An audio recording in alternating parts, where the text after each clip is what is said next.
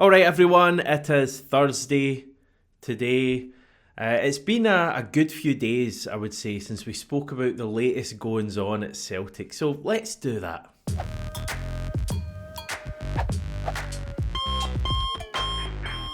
You'll be delighted to know that the international action is over. For around a month or so. We've actually got another international break in a month's time, and another one after that, a month after that. So we're through one of them at least, and we can look forward to 4 solid weeks of Celtic action. But let's just quickly do the international roundup then. I'll try and get through this pretty quickly, because I know you're all just fed up of countries and all of that kind of stuff, right? Kasper Schmeichel, he kept 2 clean sheets for Denmark. They beat Switzerland and Serbia. Both of those games finished 2-0. Vuljami Senizalo sat on the bench for Finland's 2 matches. They were a 3-0 defeat to Greece and a 2-0 loss to England. Alistair Johnston, this is a big one, went off after 25 minutes in Canada's first match, which was a 2-1 win against the USA. He's believed to have had a little bit of tightness in his hamstring. That's what the Canada manager Jesse Marsh said. He didn't seem too concerned about things. However, Johnston didn't play in Canada's second match against Mexico, but hopefully that was just like a bit of a precaution. Fingers crossed that he's okay. Austin Trusty, by the way, was an unused sub for the USA in both of those games, including the defeat to Canada. So he's nice and fresh.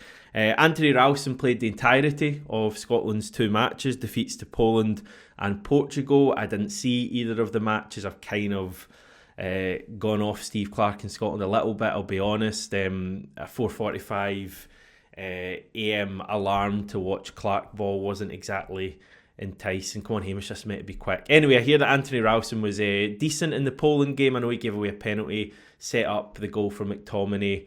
Don't really know how he fared against Portugal. But he played the entirety of both matches. Liam Scales didn't play a minute for Ireland in either of their games. They lost them both to England and Greece. Arne Engels played 20 minutes for Belgium as a sub against Israel. Liel Abada was on the bench for Israel in that game, if you care. Engels' first cap, some praise from Kevin De Bruyne afterwards, which won't have done his confidence any harm. We'll hear from Arne Engels later on in this video. He was strangely suspended for Belgium's second match due to some yellow cards he'd picked up at youth level. Bizarre rule. I believe he went back to Celtic nice and early after that first match as a result. Right, Reo Hatate didn't even make a matchday squad for Japan. I believe he was in the squad called up for their games against China and Bahrain, but he didn't even make the matchday squad, so he'll be fresh. They scored 12 goals over those 2 matches. One of them was scored by Daisen Maeda. He came off the bench in that game against China, netted the 6th goal in a 7-0 win, didn't feature at all in Japan's second game. So again, should be nice and fresh. Paulo Bernardo, who is the captain for Portugal's under-21s, he actually scored, keeping up his really good recent form as they beat Croatia 2-0. That was their only match. Odin Thiago Homa did have him down as being away on international duty with Norway's 21s. He certainly wasn't in either of their matchday squads, so I'm not sure if he was even away with them. Adam Ida, you may well have seen, played the majority of Ireland's defeat to England. Don't know if he fared particularly well, I'll be honest, but it is against England. He only played 5 minutes in Ireland's second game against Greece. And finally, Luis Palma got an assist in Honduras' 4-0 win over Trinidad and Tobago. He played 70 minutes of that one and the full match as they lost their second game 2-1 to Jamaica just the other night. So a fair bit of football for Luis Palma as predicted. So yeah, I'd say a lot of players of international duty actually sat out, didn't play much. Hatate, Scales, Trusty didn't get a single minute between them. Daisen Maeda and Arne Engels played just about 20 minutes each. Alistair Johnston is really the only concern there, but as I say, the feeling is that it was just a precautionary a decision to bring him off after 25 minutes in Canada's opening match. So hopefully all is good there. Right, on to the club stuff now properly. And we do have actually another bit of news on Alistair Johnston. Scott Burns at the Daily Record reporting that we want to give Johnston a new contract. He signed a 5-year deal when he joined back in December 2022, which seems like very recent, December 2022, and it seems like Alistair Johnston has been here for a lot longer than 18 months or so. I believe if he signed a 5-year deal at that stage, that his contract will run out in December 2027, so the end of 2027. So a fair bit off at this stage, but it seems like Celtic are very keen to get him signing a new deal, like we've done with so many of our other kind of key players a year ago. Like we had like Kyogo and Maeda, and was Hatate another one as well, and a few other guys. It seems like as much as Johnston's still got a few years to go, we really want to sign him up again, probably to an extra couple of years. The story is that we want to make him one of our top earners as well, which I think is well deserved on Johnston's part, given the contribution that he's put in since joining the club the best part of 2 years ago. He's been a fantastic player. I love him, and I think there's so much more to come. He seems really happy at Celtic. So yeah, the chat is that the club want to continue the trend of tying up our top stars on long-term contracts, as the report puts it. And that is something we can expect to go through. I think I don't see any reason why it won't. So all good with Alistair Johnston. I guess the other players you'll be keeping an eye on regarding new deals, Greg Taylor would be the main one. His deal is up at the end of this season, so in a matter of months he could speak to new clubs. I do get the impression that Greg Taylor will be staying put and signing on for a new deal at Celtic. Again, I think it makes sense for both parties for the relationship to continue, but it won't stop people getting a little bit anxious. I think it's funny because Greg Taylor gets a bit of a hard time, and people are quite critical of him and say that he's not the answer at left back and all of that stuff. But the minute his contract's in a little bit of jeopardy and getting kind of closer and closer to expiration, people are suddenly going, oh, we need to kind of get Greg Taylor signed up. So it's an interesting one. I believe James Forrest is the other big name that's out of contract next summer. Obviously Kasper Schmeichel is as well. He just signed a 1-year deal when he joined, but I would expect James Forrest to sign a new deal as well. Same goes for Kasper Schmeichel, to be honest, if he plays well as he's started and keeps enjoying Celtic like he seems to be so far. So that's just a brief look at the contract situation. But yeah, keep an eye out for Alistair Johnston signing a new deal. Right, on from a few long-term stalwarts like Taylor and Forrest, to some newer faces. A couple of the players that we signed right at the end of the transfer window, in fact on deadline day, Arne Engels and Luke McCowan, both spoke to fan media earlier this week. GigPod were there, Daniel from GigPod was there, and that wonderful podcast have been good enough to send over the footage from the fan media press conference. So here's a flavour of what went down. Yeah, I was here actually in the night, so it was the lamps were all out, so it was impressive actually to see it. I didn't expect it to be that big actually. I knew it was over 60,000 people and that it would be big, but I was actually impressed, and also my family was also impressed, so that was a nice feeling.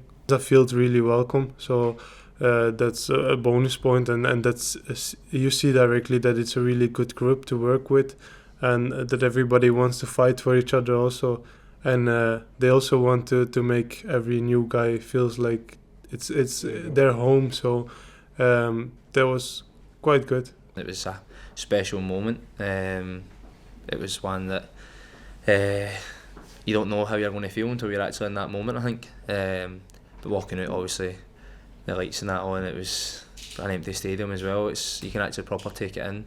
See my fiancée as well to my right, it was nice. Like, her face was all lit up as well. So, it was a real special moment. Growing up, you watch most kind of the football the Celtic are playing, but the team that stuck out, as I said earlier, was the 03, 04, kind of Alan Thompson, Stan Petrovs, players like that.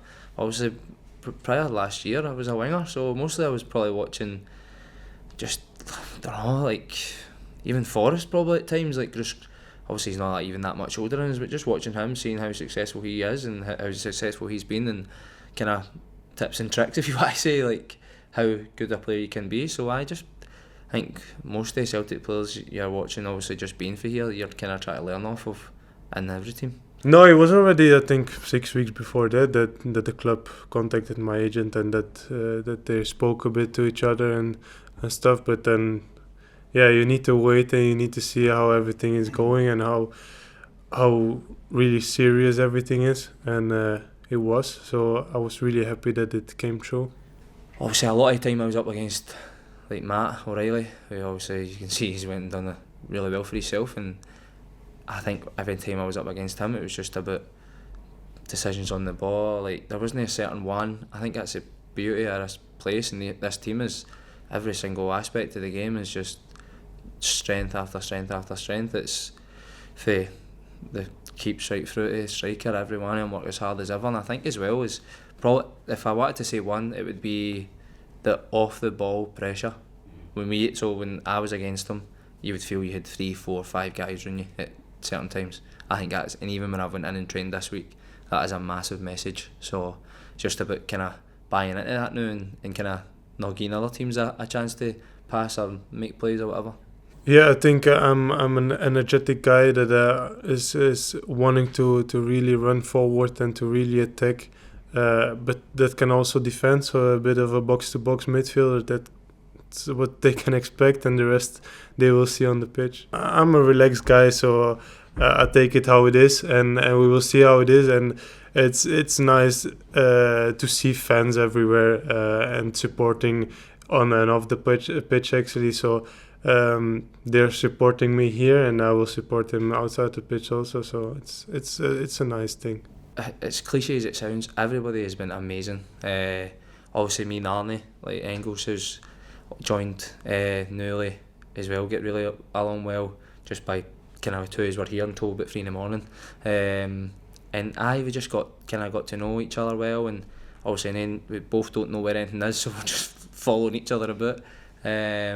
But all the boys have been immense, and I think you just can tell that even out in the pitch, warming up, whatever it is, going on the pitch, you can tell the camaraderie. The boys are really strong. I think the first meeting we sat in was a bit surreal. I got somehow a seat right at the front as well, and I was a bit kind of taken back at what was happening. But no, he's been absolutely amazing since I've been here. He's just really complimented me, and I think gave me a lot of confidence on, as I said there, don't come here and you want to play, you want to kind of make a statement that you want to come in and challenge for places, and he's even said that. So he just gave me a lot of confidence and kind of ready to run through a brick wall for him already. So that's when you know it's a good manager. Yeah, they both seem like really likeable guys, don't they? Different, I would say. Arne Engels, I think he said himself in one of those answers that you just heard that he's a relaxed guy. You can see that coming across. He really, I think he's actually very similar to Matt O'Reilly in terms of personality. Very driven, but not fazed by much. Like, I can't remember exactly what age Matt O'Reilly was when we signed him, but it would have been probably very similar to Arne Engels. And it's like a tough environment to go into as a 21-year-old and sit in front of like people and give answers, especially when you as a footballer, I guess you always have in your mind, what should I be saying? Should I be giving too much away here? How could things be misinterpreted or twisted by various media outlets? But he comes across really well. It doesn't seem like he's holding much back. He's very open in his answers. And yeah, I'm very impressed by Arne Engels for a young guy. Luke McCowan just seems like a bit of a joker, doesn't he? He comes across that way. I think he's going to be loved by his teammates. I think he's going to be loved by the Celtic support. And again, very confident. So I think, you would look at the players we've signed so far. The players we signed this summer there, and all the way from like Schmeichel and Sinizalo, who both seem like really confident leaders, as you need to be goalkeepers, to like guys like Paulo Bernardo, who's maybe a little bit quieter but clearly has that confidence, to guys like Alex Valle, who doesn't have English as his first language but seems to really be trying, to guys like McCowan and Engels, and we've not heard from Austin Trusty yet, but he seems like, from what we're hearing on yesterday's video, check that out for an insight on Austin Trusty, he seems like a very confident guy as well. Adam Ida as well, bit reserved in front of the media, but clearly very confident. So I think we've signed really confident, driven people here. And I guess that's going to have some sort of an impact going forward. So yeah, very impressed in general. Now, one final thing I wanted to mention before I go today was, if we touch on VAR and the VAR review, which is a brand new monthly show that gives Scottish football fans a behind-the-scenes look at some of the big decisions made across the game, whether they are right or whether they are wrong, and how those decisions are reached. And I've taken that directly from the YouTube description. So yeah, the September video, it's going to be a monthly thing, as I say, launched on the SFA's YouTube channel yesterday. This is the VAR review, hosted by Gordon Duncan and featuring head of refereeing Willie Collum. And if you haven't watched this, basically it's those two sitting there in a very kind of fancy looking VAR studio with about 18 screens behind them, running through a number of the decisions, the contentious decisions that have been made or not made so far this season. I think there's probably about 10 decisions they went through, and just going through how those decisions were reached and whether they were right or wrong. There were a couple of Celtic incidents in this first video. James Forrest's penalty claim in the cup win at home to Hibs, it wasn't given. It's the one when he kind of breaks through and he's got at least two Hibs players either side of him and he goes down. Willie Collum said the decision not to award the penalty had been correct. Having watched it and watched it again, to be honest, I probably agree with it. I was shouting for it at the time. I think, as much as there is contact between Forrest and at least one of the Hibs defenders, I can see why it hasn't been given. I would also have understood if it had been given. Basically, the SFA have lifted the kind of threshold for penalties this season, which I think generally as football fans, it's something we'd agree with. Definitely the handball stuff. You just hope that it's consistent, throughout the league. There was another incident spoken about, and this is where I think this new thing that Willie Collum is trying to do as head of refereeing at the SFA, and being more transparent and stuff like this show, and also maybe not happily, but certainly, admitting to wrong decisions being made as well. This is where this becomes quite interesting, because the second incident, which is the one you remember when Kyogo was clattered by Kilmarnock goalkeeper Robbie McCrory right at the end of our Flag Day win. I think we were 3-0 up at the time. The decision didn't massively matter, but that doesn't matter at all. It's the decisions being right matters the exact same at 3-0 as they do if the game had been 0-0. And he was clattered by Robbie McCrory. It was a stonewall penalty. It wasn't given by either the on-field referee or the whoever was in the VAR studio. And as I say, I think it reflected pretty badly on those involved in that incident that a penalty wasn't given, because it was a stonewall penalty. Now, Willie Collum quoted as saying, "We believe this was the wrong decision. We have coached the referees and the VARs that a penalty kick should have been awarded here. The Celtic player clearly gets ahead and touches the ball past the goalkeeper, and we then think the goalkeeper's actions are reckless. An off-field review should have been requested and the referee asked to come to the monitor." So obviously Willie Collum's admission that the wrong decision was given there isn't much use to us all 4 weeks on from the incident. I think it is, however, positive that the SFA under Collum appear to be being more transparent, certainly, in stuff like this show, and kind of at times, holding themselves to account and being critical of their own referees. Now, obviously, as I say, that's less important to me than them actually reaching the right decision at the time. I would much rather they were able to just do that, because, as I say, a show like this isn't doing us much good 4 weeks down the line. Imagine if it had been a hugely contentious issue in a derby that we drew or lost, and then 4 weeks down the line he comes out and says it was the wrong decision. That's going to be treated pretty differently. I would say there's going to be less forgiveness there than a game when we were already comfortably winning by a few goals. But I think generally this is a positive thing. From my point of view, it's something I was asking for the SFA to do, to be more transparent and to let us all into their world of how these decisions are reached. And this show, which features the audio from between the VAR officials and the on-field referee, it shows you the replays, obviously, and feeds the audio into that. And you get an explanation from Willie Collum about why things and how things have been reached. I think generally that is a positive move from the SFA. So good, but let's be getting these decisions right. I just don't understand how that Kyogo penalty claim against Kilmarnock wasn't given as a penalty. Like I can't work out how VAR has looked at that and said that's not a penalty. And then Willie Collins come out a few weeks later and said it should have been a penalty.